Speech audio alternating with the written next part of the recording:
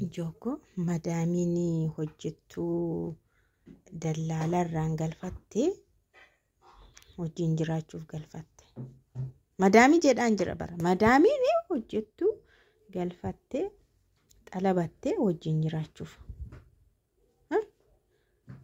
Hojjettuu hojii mana keessaa miti bara. Hojii mana keessaa sin hojjetti isa boodamoo hojiin hin jiraatti.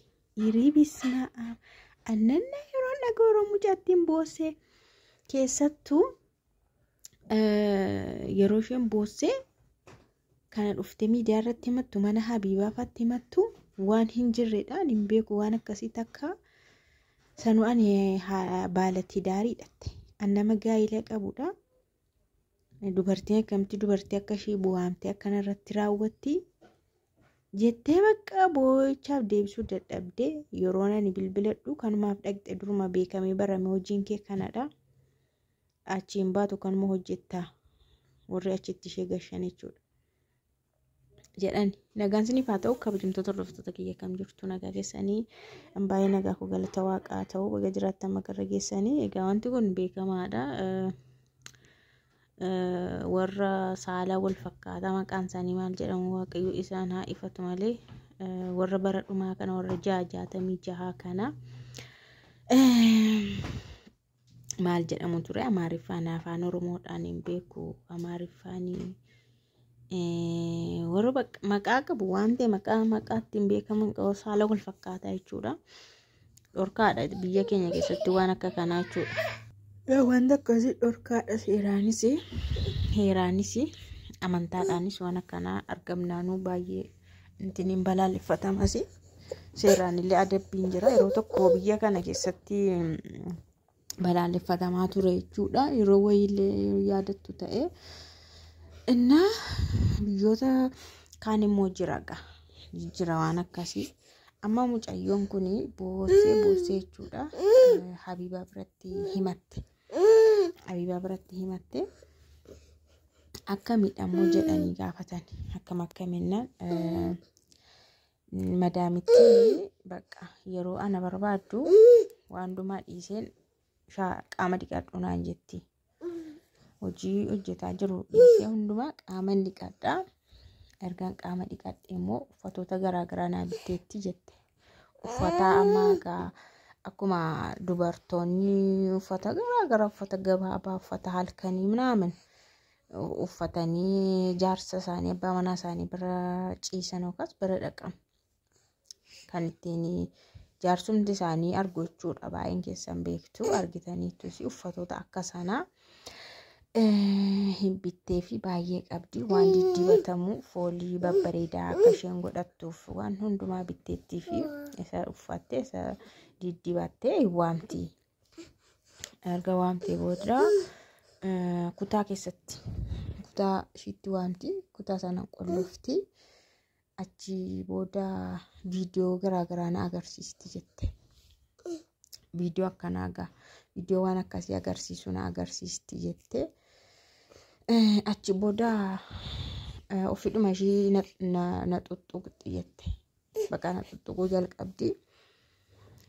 Ofirraan dhorkaa itti bakka akkamitti kun ta'a dubartii akkamitti akkana gooti jedhee ofirraan dhorkaa kanumaaf dhufte naan jetti waan akkasii raawwachuuf kan afaan dhufte ati eenyudha naan jette viidiyoolee kanaan dura iddoo sana turan viidiyoo qabdi viidiyoo waraabamaan jiratte. Akkuma ishee hojjettuu ta'anii dhaqanii warra isheen akkas gootachuudhaan ittiin seexanadha malee akkamitti namni fayyaan akkas godha dubartii akkasa na viidiyoo natti agarsiisti kun viidiyoo akka kanaa ati eenyuun caalte eenyudhaati isaanillee yeroo isaanitti akkanumatti raawwataa turan naan jetti. Bakka namaraadhaan anaadha ijoollee sadiiti jette. Ani nama gaa'ela qabudha iyyuuti ijoollee sadiiti. Bakka sammuun kiyya na dhukkubee yeroonni warachitti gashetti bilbiladhusi kanumaaf dhaqxe naan jedhanii na maal akkam godhu wallaalee bakka akkam gochuun qabaa akkamitti achi ba'uun qabaa jetteetu dhuftee kun hoggastii irra seentee boossee maraatti dhugaan gurra koonnaa dhukkube jechuun baay'ee bakka waan sukkanneessaa waan nama ciiggaasisu wayiitidha jechuudha. Yeroo baay'ee waan akkasiillee hinuma jiraata. Namoonni baay'een ijoolleen tokko komantiidhaan jala deemanii warri akkasina mudateera warri jedhan jiru. Akkasina mudatee jennaan biiroo dhaqee biiroo irratti hundumaa himadhee isa booda nadhiiste warri jedhan jiru. Bakka tokko jechuudha akka ijoollee tokko akka mudate ijoolleen hin haasa'u.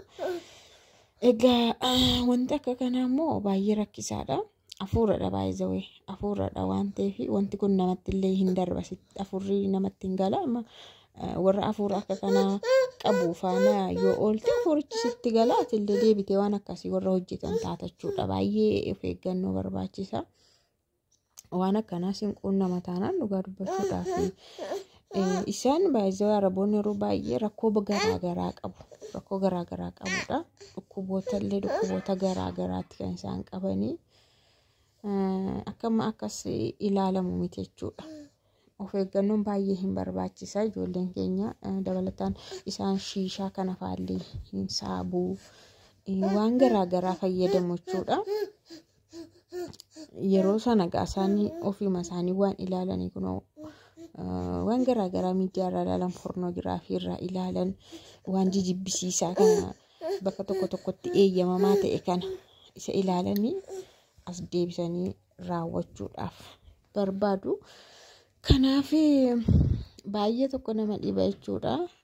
Isheen kun immoo haadha ijoollee 3 taatee dhugaa dubartii guddoo taatee nama guddaa taatee wanta akka kanaa yeroo ishee irratti dhufu baay'ee naasisaan iyyuu dhugaa sammuu ishee boqonnaa hirriban argattu. Baay'ee nama jibbisiisa dhugaa namni gud jedhee gurra isaa qabate yeroo isheen kana himattu. Waan akkanaa sinquunnama taanaan furmaanni jiru manichuma keessaa ba'uudha. Akka kootti jechuudha. Akka kootti mana sana keessaa dhiisanii deemuudha malee nama sana har'a na dhiisti borra dhiisti iftaan na dhiisti jetteetu bakka dhiista taanaani yeroo booda baqqaatillee addaabtii goota addaabtii jechuun wal barta. Normaalii sitti ta'a akka duraa hin naatu hin sodaattus humaa miti jetta.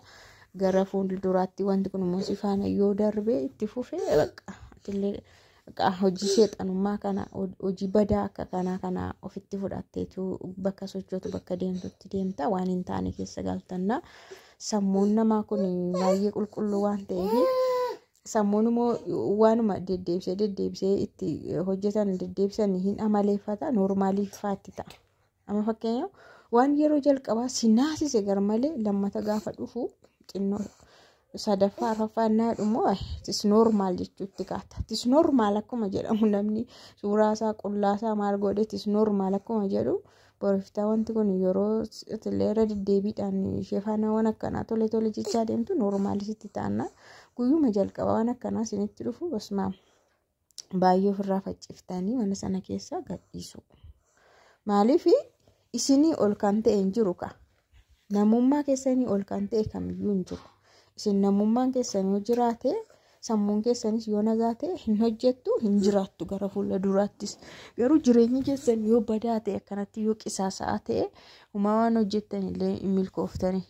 Amala akkanaa fuudhee isinitti gala waan akkanaa immoo namatti gala hafuura waan ta'eef hafuura keessanitti gala. Akkuma ishiillee hojii darbitanii isinis akkuma isheetti deemtanii waan biraa dalagdu jechuudha. Waan salphaa miti kun dhugaa waan jireenya namaa mataadhaan gadi balleessu waan ta'eef ana rifadhee dhugaa dubbachuuf yeroon kana dhagahu.